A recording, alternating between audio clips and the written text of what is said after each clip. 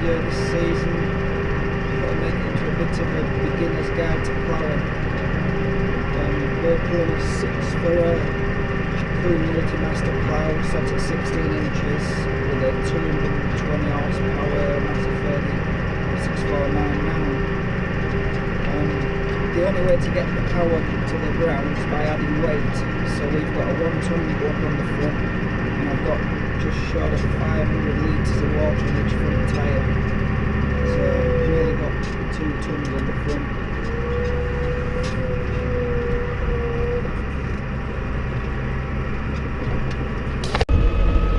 Your check chains want to be slack when you're ploughing, both sides. And your top link wants to be running in the centre and slack in the slot.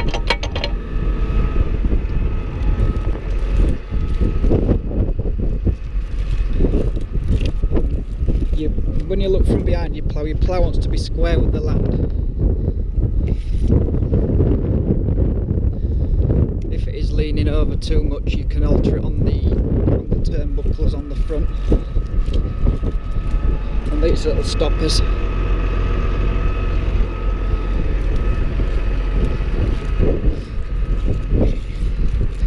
If you can plough your fields crossover, it will be leveler than if you go the same way. So if you've got that option, I would take it.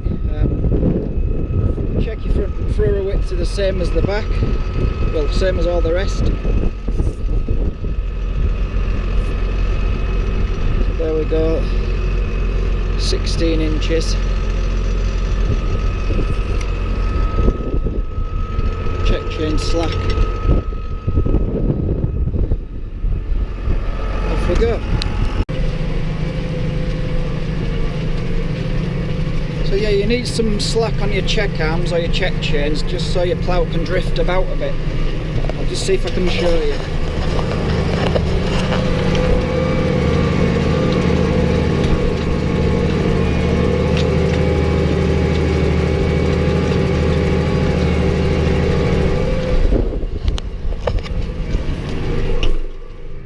If they're too tight, your plough will just be fighting against your tractor all day.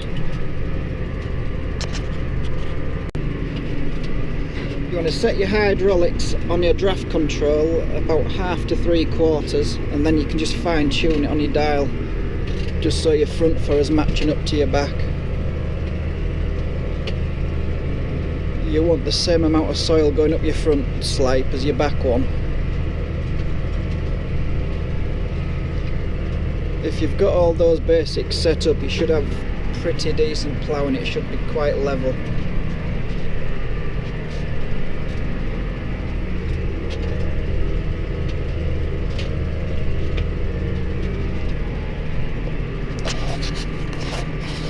You want to try and drive as straight as you can, really. It looks a lot more professional.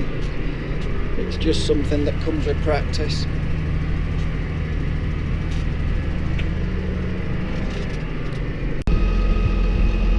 When you're setting your skimmers up, you've got to set them deep enough to take out the lowest points on your land.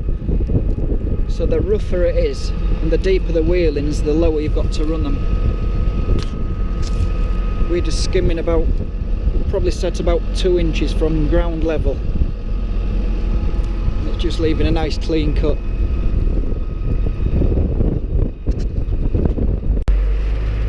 When you're dropping your plough back in, you just want your plough to drop and touch the floor before your wheel drops in your trough. Like now, there. That way you don't end up with like a banana shape at the ends.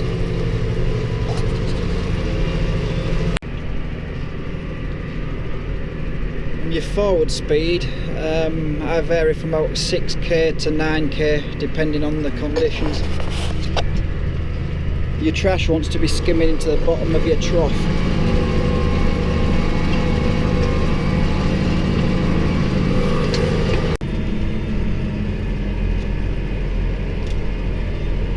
So when you lift out at the end, try and time it so you fill your troughs in.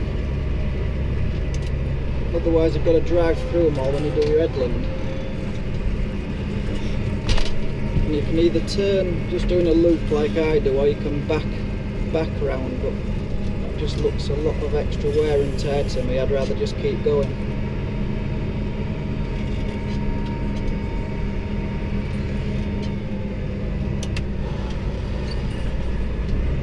You don't want to plough right up or into your tram line on your headlands, otherwise it makes it really rough for your sprayer driver.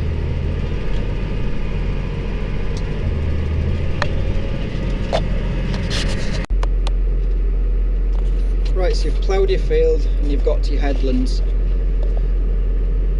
I would always plough what I would call your end headlands where you've been turning. I would always plough one in and I'd plough one out.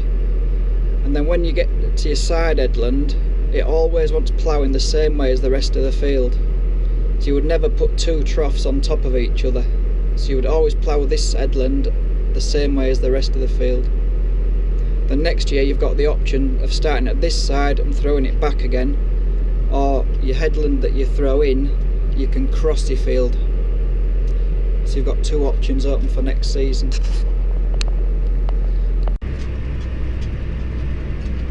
When you take your first breed down your edge back, if you go nice and slow, you end up with a nice neat finish, and then you're not throwing it on your 2 metre margin. Then you won't get any bother off any farmers.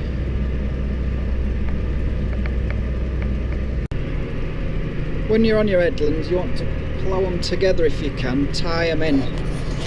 That way you don't paddle and you don't leave any furrows. When you're ploughing your headlands, you want to tie them in together. Don't just do one and then the other. You can do that up until this point where you haven't got any room left. So now I'll just have to finish this one off. But you get away with very little paddle if you do it like this.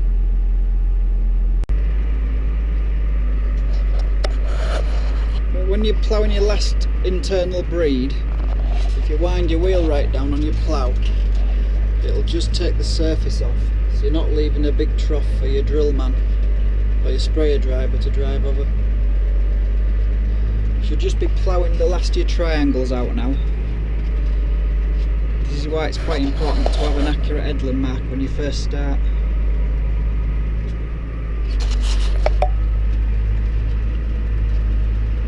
So this way it leaves it all nice and level.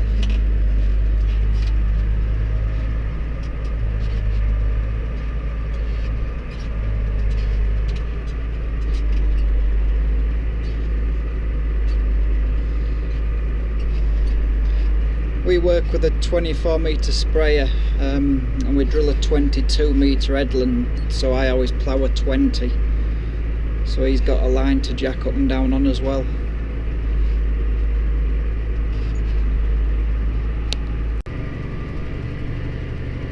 When you plough your corner out to begin with, you've got to plough it as wide as your tractor and plough is long. I'll show you how I do this later. But so when you pull onto it, the front of your weight block will be nearly touching the hedge as your back slate comes through onto what you've done. And then always try and reverse round onto your stubble, not onto what you've already ploughed.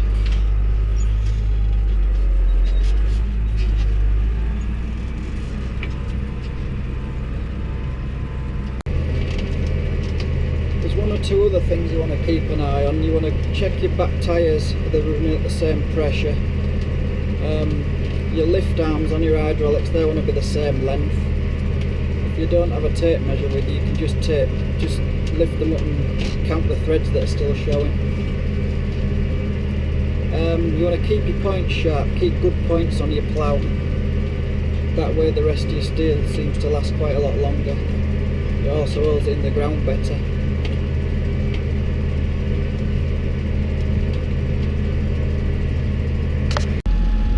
So on our starter corners we've ended up with, what, 1, 2, 3, 3 little half moon breeds, wheelings rather, paddled there.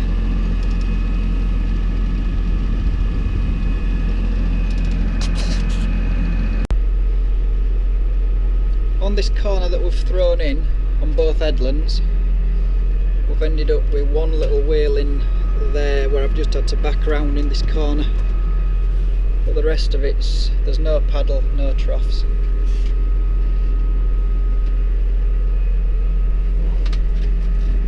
So we're on our last breed now, so I'm going to take this nice and easy.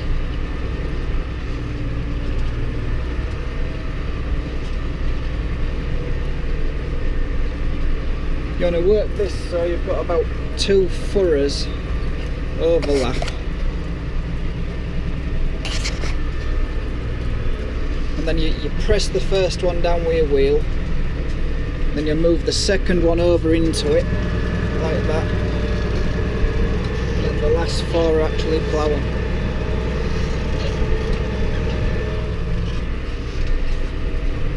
It just gives you a little bit of room for manoeuvre then.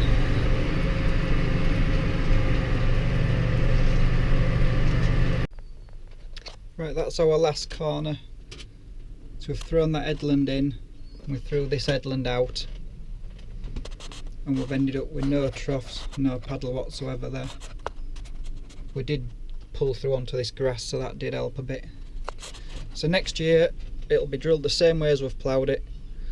We can either go up this side, plough it back the opposite way to what we've just done, or what we'll probably do is go up the far side because we threw that headland in, and we'll plough it cross over again. So yeah, that's it. A quick guide to how I plough. I'm not trying to be a world champion, just trying to make a decent job. Right, thanks for watching.